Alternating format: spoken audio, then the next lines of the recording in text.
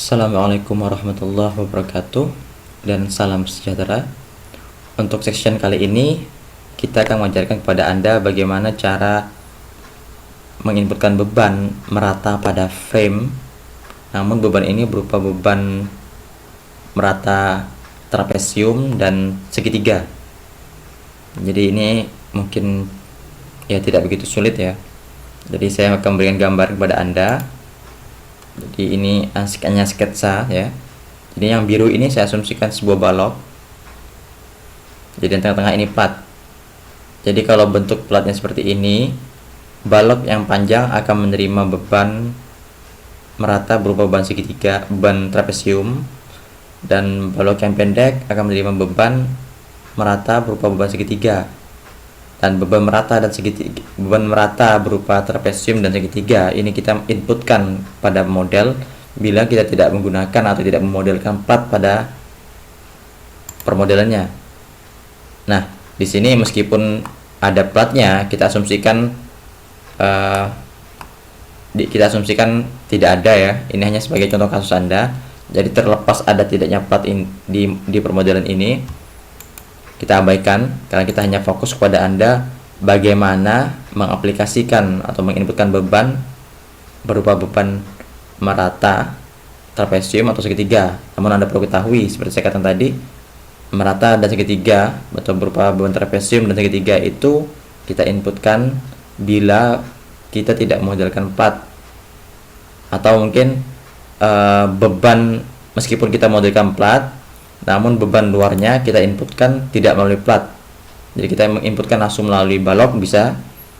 Jadi meskipun ada plat, namun beban luar yang seharusnya kita inputkan ke plat, namun tetap kita inputkan melalui balok langsung dan berupa beban segitiga dan trapesium. Dan itu Anda bisa lebih ketahui nanti di saat Anda belajar ilmu mekanika. Oke, terlepas di permodelan ini, kita akan fokus kepada aplikasinya ya. Jadi Anda klik frame yang Anda butuhkan, Anda assign frame distributed.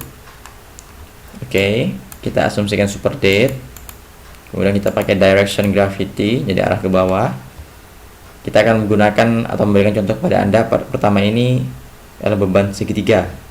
Jadi ada 3 titik A, B, dan C yang akan bermain di sini. Jadi ada 3 titik, berarti 3 kolom dari belakang kita gunakan. Kita akan menggunakan relative distance. Jadi ini kita nolkan. Ini 0,5 atau pertengahan atau tengah dari frame, dan ini 1 berarti ujung dari frame. Kemudian untuk segitiga otomatis ujung awal dan ujung akhir ada 0. Kemudian untuk tengah-tengah kita asumsikan 10 ton. Kita asumsikan kita menggunakan relative distance. Oke. Anda lihat di sini ya. Ini nilainya 10, Anda bisa klik kanan. Loads, Anda lihat 10 ton pada jarak 2,5 meter. Jadi seperti itu untuk penginputan beban segitiga. Nah, yang jadi pertanyaannya, seandainya dalam satu frame ini ya ada 2 beban segitiga, lalu bagaimana cara menginputnya? Jadi ini hanya permainan trik-trik ya. Caranya mudah. Tetap ya, kita menggunakan tiga kolom paling belakang ini. Namun kita akan bermain pada add, menu add seperti ini. Jadi setengah dari frame ini akan menerima beban segitiga, dan setengah dari frame ini juga akan menerima beban segitiga ya. Jadi ini tetap 0. Jadi setengahnya frame ini berarti 1/4 ya, 0,25. Kemudian ini 0,5. Jadi untuk tahap pertama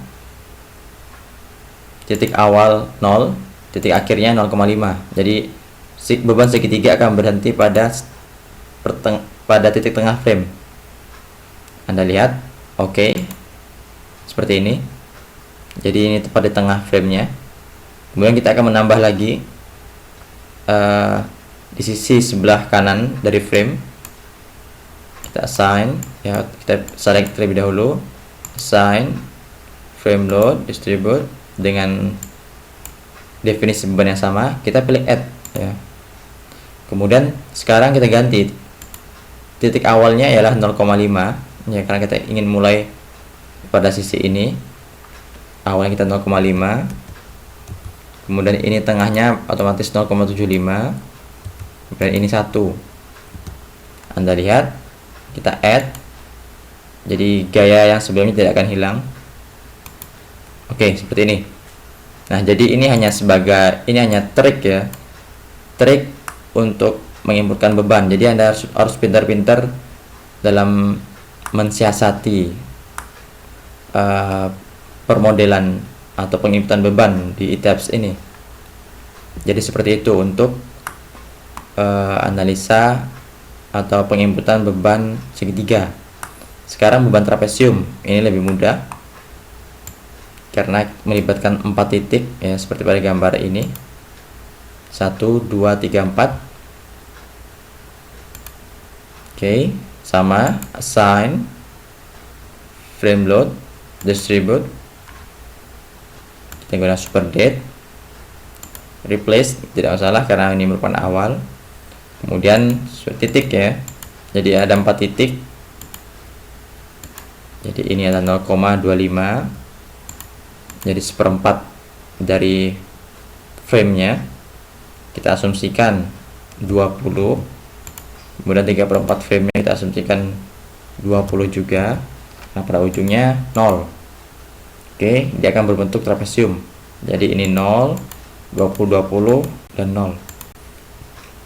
Anda bisa lihat bentuk gaya yang ada pada frame ini adalah bentuk trapesium. Jadi seperti itu, cukup simpel dan cukup mudah untuk penginputan beban pada frame baik segitiga maupun trapesium. Mungkin di saat ada kasus-kasus tertentu kita hanya cukup memikirkan trik-trik tertentu untuk misalkan seperti ini, ya. Jadi ada beberapa teman-teman yang menggunakan trik frame ini dibagi menjadi 2, jadi mereka tidak repot-repot untuk menggunakan trik yang tadi saya jelaskan. It's okay, tidak masalah. Tapi lebih baik bila frame ini apabila tidak ada balok anak misalkan pada frame ini yang memotong, ya lebih baik framenya tetap utuh satu. Oke, jadi untuk penjelasan penginputan beban pada frame saya pikir cukup, ya. Jadi saya harap Anda benar-benar harus hati-hati dalam penginputan beban. Karena apa? Karena sangat fatal sekali apabila Anda salah menginputkan beban, terutama dalam satuan. Jadi terkadang Anda ingin memasukkan 1 ton, ya, namun di sini berupa kilogram. Jadi gayanya sangat kecil sekali. Bahkan sebaliknya, ingin memasukkan 1 kilogram, di sini 1 ton. Jadi akan ada terjadi error atau mungkin hasil yang kita harapkan jauh dari yang namanya benar. Jadi harus hati-hati, tingkat koreksi harus Anda tingkatkan di saat Anda terlibat dengan sebuah software, baik software apapun itu. Jadi yang terutama ialah peran dari pengguna atau user. Jadi software ini hanya sebuah alat. Jadi kalau seandainya Anda masukkan sampah, maka keluarnya adalah sampah. Baik, terima kasih. Untuk section kali ini kita cukup belajar dengan giat. Jangan loncat pada section selanjutnya sebelum Anda menguasai section yang sekarang dan section yang sebelumnya. Terima kasih. Assalamualaikum warahmatullahi wabarakatuh.